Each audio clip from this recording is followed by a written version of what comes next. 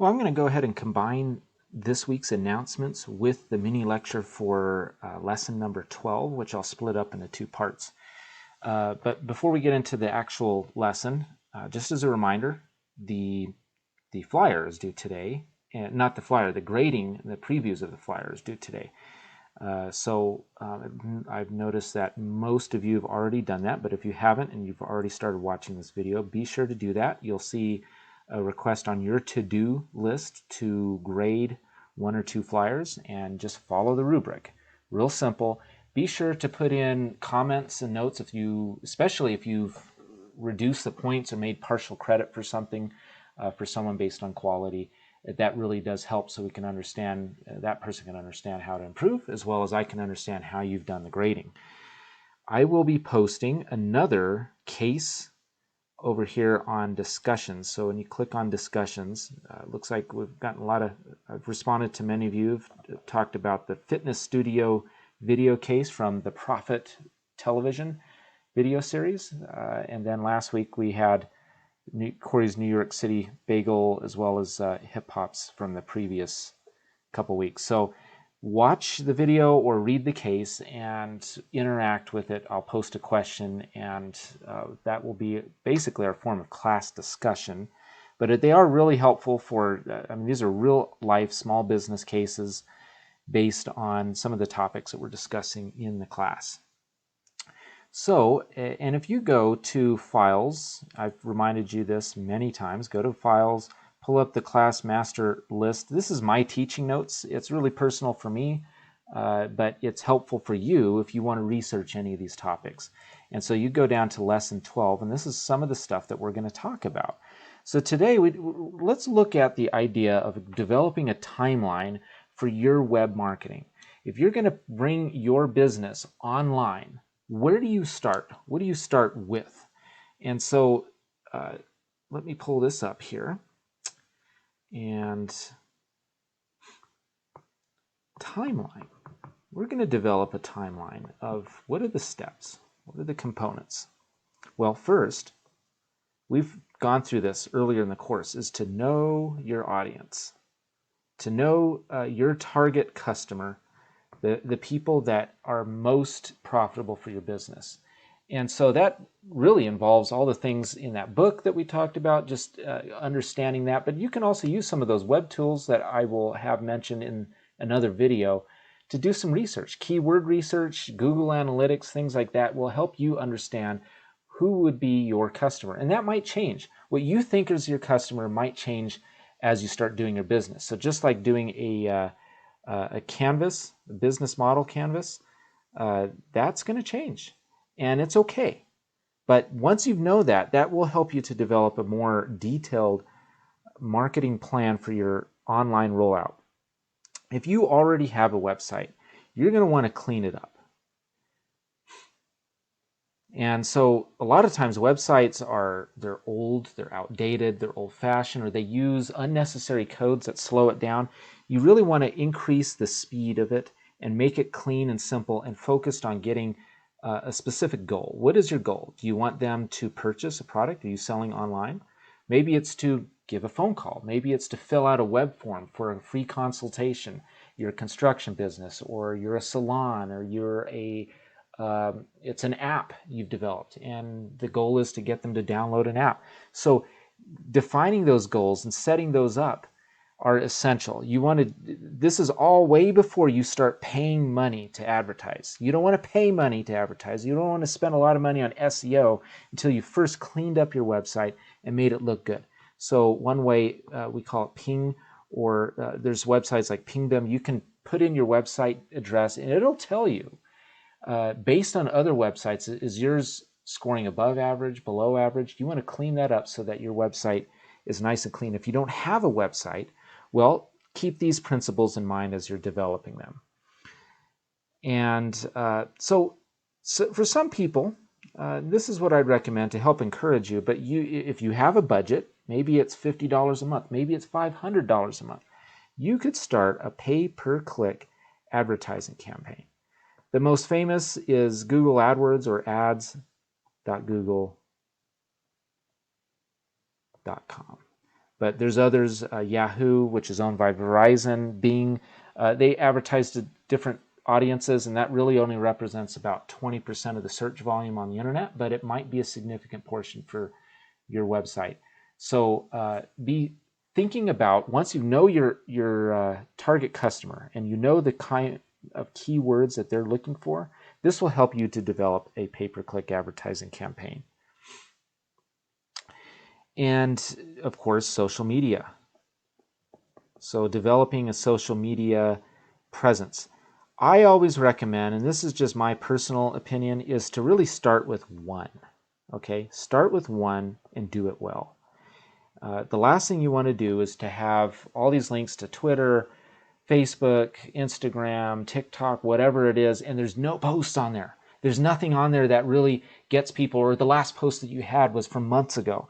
You really want to develop it one and develop it well, and then maybe then roll out the next one.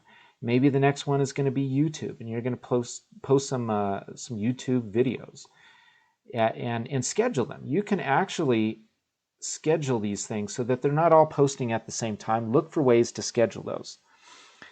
And oftentimes you can tie in your development of your social media with your content marketing strategy, which we're going to talk about in a little bit. But you'll also want to coordinate email. Okay, so when you put on a website, you might think about something like Constant Contact or MailChimp. MailChimp is a good one too. And you can tie in a form that asks people to sign up for a newsletter. And as you develop maybe it's a twice a month blog post, take that same content and email it to them. In addition to that, you can offer new products. So there's content that actually is useful for them to actually open up that email, but then there's new products or promos. Maybe it's a buy one, get one free sale type of thing. So you're tying all this in and you're slowly rolling this out as you go along. And you'll want to tie in as well your offline advertising. So finally, your offline might be flyers, might be radio, it might be TV, things like that. This all should be consistent with your web. The web needs to look using the similar colors, using your logo. Make sure it's consistent and it all works together. And I've told you the example of Midtown, and oftentimes I've shown you this.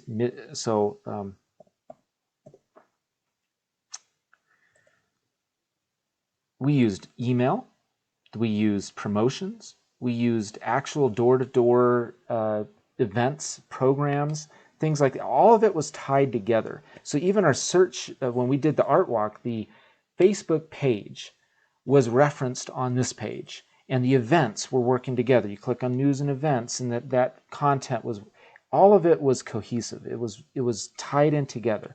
There wasn't really a online only and an offline only. We didn't really see it that way. We saw it as it was all together, and it all worked together. We had the merchants promote, so we'd take paper flyers for the art walk and put it in their businesses, and then customers, when they're checking out, they saw a stack of those flyers and they'd give them to their friends, and then they would hear about it on Facebook, and the same colors and look and theme was all working together. And this is what you want to do when you're rolling out your web marketing timeline, is to have this as a cohesive brand, is what we call it. We'll have that in the final session. So let's go into the next step, talking a little bit about email marketing. And a lot of people think,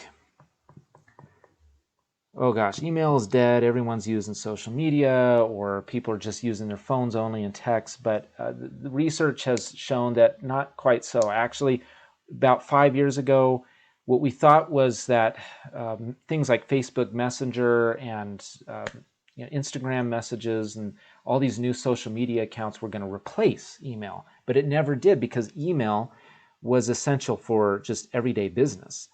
In addition to, it's the one thing that works together. It doesn't matter what server or platform you're using, if it uses the same protocols, we call it, this is a technical term, but the protocols, email protocols, you could send an email and it doesn't matter what program they're using, they'll get that email, provided it goes through their spam spam filter. So email in general is a helpful tool that ties in with social media and it ties in with your website.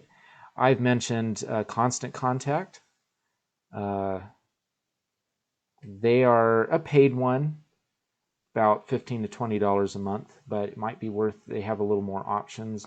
But MailChimp is also a big one. There's a whole bunch of new ones out there. If you're going to plan to use something like Shopify or WordPress, there are some email marketing tools that can tie in so that when a customer checks out of, let's say they purchase a product or fill out a web form, it asks them if they will opt in. And so, of course, and I mean, you hear this all the time, but opt in, people need to know that they're going to be on some sort of regular email marketing. And if not, you can still collect their email, but it can only be related to whether it's the order or the inquiry that they submitted. And this is essential. But once they've opted in, you're really setting this up. There's different ways you can do it. You can use newsletters. You can do new products. You can do free offers or promos. And many people think, okay, well, is this making my business too sales-oriented? Things like that. You have to assess your business and see, okay, does your business market to, if it markets to end user consumers, promotions, despite the negative idea of it, they work. They bring people in, but you don't want to rely on that only. So for things like, let's say, Groupon, you can tie this in. But coupons and Groupon as an organization, you can tie this into your email marketing and offer that. But the goal is to get people in your door or to get people on your website. And ways to do that is you want to offer content. We're going to talk about that in a minute, but content is huge. And you want to offer things that help them in their everyday life, or if you're a business to business, white papers are a huge element. You can look that up on your own, as well as, of course, videos. So this is an example of email marketing at its best, in my opinion. You can roll out a timeline and go from there. So I have lots of videos on content marketing. And it's called, so if you go onto YouTube, Content Marketing Life is the channel. And you can visit that channel. But content marketing, you think about, you can develop content from newsjacking, which is basically taking other news and reinterpreting it, as long as you're referencing the source, but you're helping digest it into a new audience, as well as making sure that your content is consistent. I recommend minimum of 2 times a month. And blog posts, well, that's what this is, blog posts and vlogs, video, as well as podcasts. You can convert videos into podcasts, and within WordPress, for example, there's some free tools that can actually automatically send it out to Apple and Google Play, different things like that. How-tos, you might want to have recipes. You might want to have how to take care of something that you as a business install, but that you can help your customers maintain it. So these are all ideas for content marketing. You put that into email, you put that on your website, and you also put it in your social media. So this is just a start. This is how you'd roll it out as a timeline. Most of the stuff is probably you're already doing as people of this generation, but it just helps to have this in writing. Hope this helps.